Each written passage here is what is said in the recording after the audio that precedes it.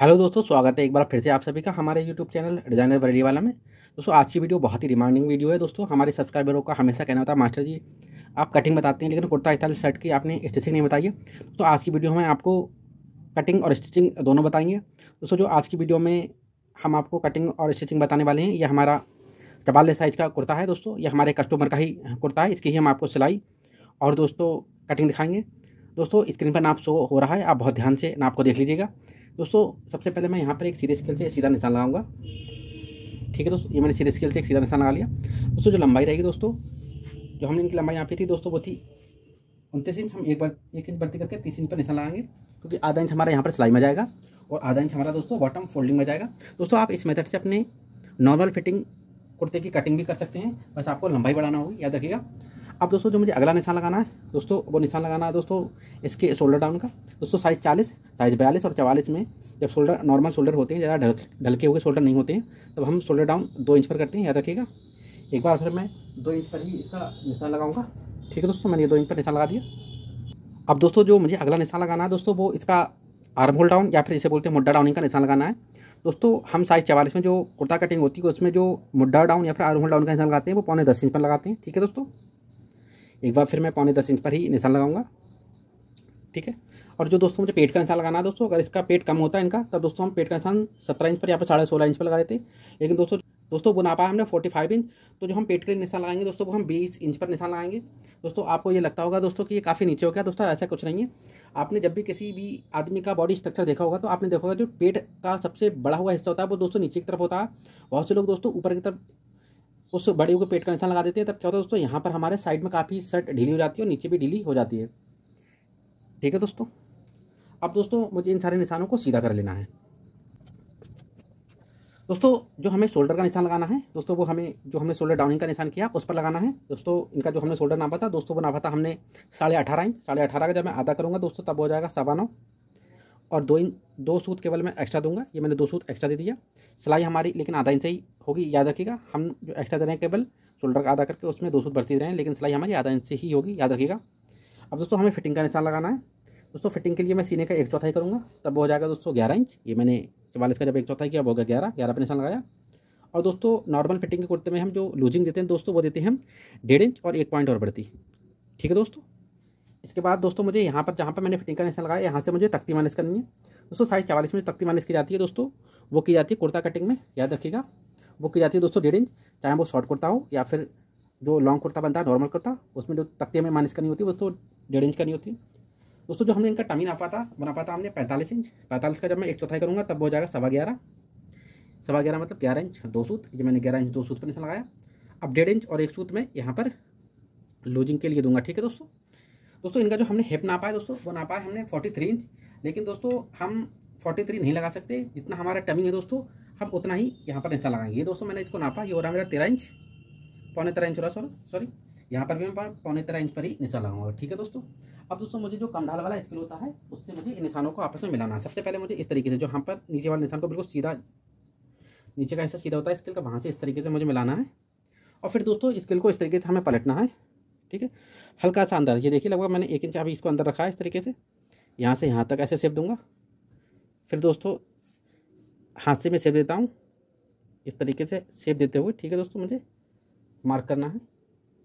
दोस्तों आप देख सकते हैं कितना बेहतरीन शेप आएगा। क्या होता है दोस्तों, हमारा यहाँ पर क्या होता है, जहाँ पर सीने के थोड़ा नीचे हमारा जो नाप होता है दोस्तों, हमारा खाली गड्ढा सा होता है दोस्तों, टमी हमारा नीचे की तरफ होता है, याद रखिए। अभी हम जब कटिंग करेंगे इसमें जो शेप है उसको हम थोड़ा ठीक कर लेंगे। दोस्तों जो अगला मुझे निशान लगाना है दोस्तों, उसकी राउंडिंग के लिए लगाना है। दोस्तों छोटे साइज में हम जो राउंडिंग के लिए निशान लगाते हैं दोस्तों, वो 2.25 इंच लगाते हैं। ये बड़ा साइज है, इसमें हम जो राउंडिंग के लिए निशान लगाएंगे दोस्तों, वो 2.25 इंच पर लगाएंगे और बहुत ही बेहतरीन बॉटम राउंडिंग के लिए शेप दे देंगे। ठीक है दोस्तों, अब दोस्तों मुझे ये मेरे तख्ती वाले निशान और ये मेरा जो शोल्डर वाला निशान है, इसको आपस में सीधे स्केल से ही मिला देना है। ठीक है दोस्तों, अब मुझे इसका ब्रैकेट चेक कर लेना है, ये कितना हो रहा है दोस्तों। ये मैंने नापा, ये लगभग 8 इंच है, वैसे 7.25 है, लेकिन मैं 8 ही मान लेता हूँ। उसका आधा किया मैंने 4.5, और यहाँ से मैं आधा इंच और नीचे की तरफ निशान लगाता हूँ। यहाँ कॉर्नर से मैं 1 इंच पर निशान लगाऊंगा। ये मैंने कॉर्नर से 1 इंच पर निशान लगाया और बहुत ही बेहतरीन आर्म होल का शेप देते हुए इस ड्राइंग को मैं कंप्लीट करूँगा। देख सकते हैं दोस्तों कितना बेहतरीन शेप देते हुए मैंने इस ड्राइंग को कंप्लीट कर लिया। अब दोस्तों मुझे इसके कॉलर की मार्किंग करनी है। दोस्तों कॉलर की मार्किंग ऊपर वाले निशान पर की जाएगी।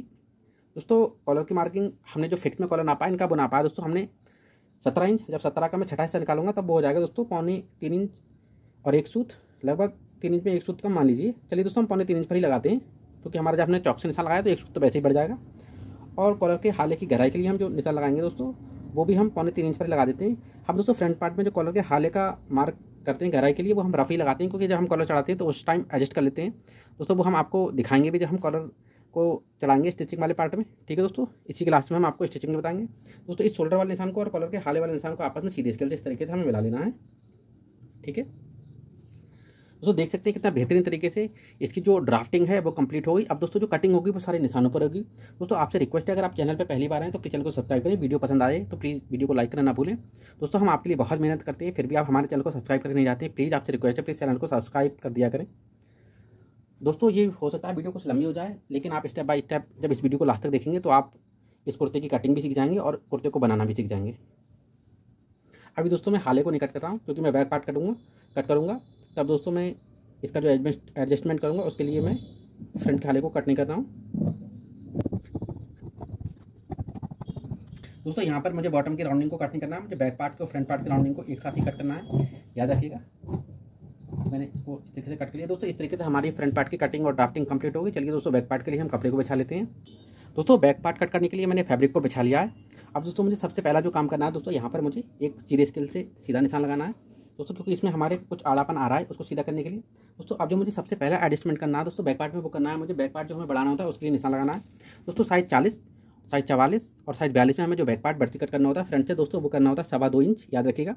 चाहे कुर्ता कटिंग हो चाहे कुर्ता स्टाइल शर्ट कटिंग हो, उसमें हमें केवल 2.25 इंच ही बढ़ती कट करना है। साइज 40, साइज 42 और साइज 44 में, याद रखिएगा दोस्तों। बहुत सारे यूट्यूबर बताते हैं 2.5 इंच 3 इंच दोस्तों, उतना नहीं करना चाहिए। क्या होता है हमारा, एक तो हमारा बैक पार्ट काफ़ी बढ़ जाता है और दूसरा हमारे कॉलर के पीछे के हिस्से में दोस्तों क्या होता है, काफ़ी कपड़ा इकट्ठा होने लगता है, जो बहुत ही भद्दा और बहुत ही बेसो लगता है। अब दोस्तों मुझे इस निशान से हमारे फ्रंट पार्ट के कपड़े को हमें मिलाकर बिछा लेना है दोस्तों। आप देख सकते हैं मैंने कितना बेहतरीन तरीके से यहाँ से कपड़े को मिला के रखा है, और यहाँ पर भी मैंने फ्रंट पार्ट को यहाँ किनारे से भी बिल्कुल मिलाकर रखा है दोस्तों। आपको यहाँ से और यहाँ से बिल्कुल मिलाकर रखना होता है, याद रखिएगा। अब दोस्तों मुझे सबसे पहला जो एडजस्टमेंट करना है फ्रंट पार्ट बैक पार्ट में दोस्तों, वो करना है मुझे कॉलर के हाले की चौड़ाई का दोस्तों। यहाँ पर मैंने जो कॉलर के हाले की चौड़ाई ली दोस्तों वो ली है 3.25 इंच। बैक में हम 2 सूद आधा इंच बढ़ती करके लेते हैं, तब वो हो जाएगी दोस्तों 3.25 इंच। ये मैं बैक के कॉलर के हाले की चौड़ाई लगाऊंगा 3.25 इंच। अब दोस्तों मुझे इसकी कंधी नाप लेना है, ये कितना हो रही है दोस्तों, मैंने ये नापा, ये कंधी हो रही है मेरी 7 इंच दोस्तों। हमें कंधी दोस्तों, अब जो हमें एडजस्टमेंट करना है दोस्तों, वो करना है हमें बैक पार्ट पे सबसे पहले वो करना है हमें शोल्डर डाउनिंग का दोस्तों। फ्रंट पार्ट में हमने शोल्डर डाउनिंग की है, वो हमने की है दोस्तों 2 इंच। तो बैक पार्ट में हम शोल्डर डाउनिंग करेंगे दोस्तों, वो हम करेंगे 2.25 इंच की, मतलब आगे से 2 सूत कम, ठीक है दोस्तों। साइज 40, साइज 42 और साइज 44 में जो शोल्डर डाउन किए जाते हैं दोस्तों, वो किए जाते हैं 2 इंच, याद रखिएगा। और बैक पार्ट में शोल्डर डाउन किए जाते हैं दोस्तों, वो आगे से 2 सूत कम, मतलब 2.25 इंच।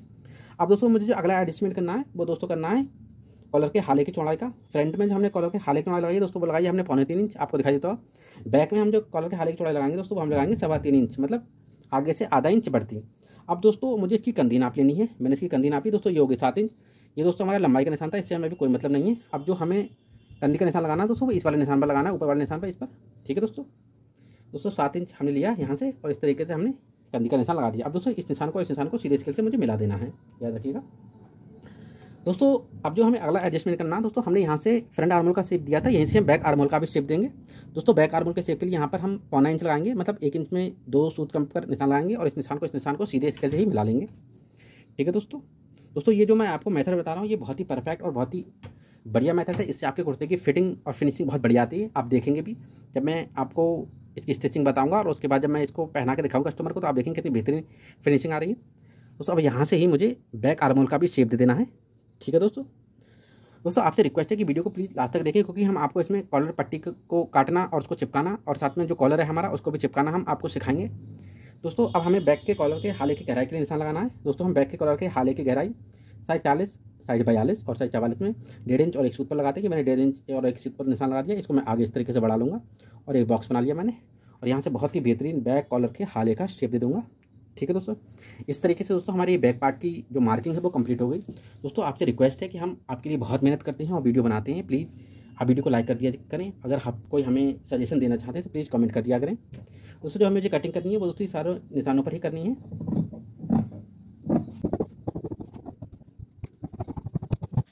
अब दोस्तों मुझे फ्रंट और बैक की राउंडिंग को एक साथ कट करना है, याद रखिएगा।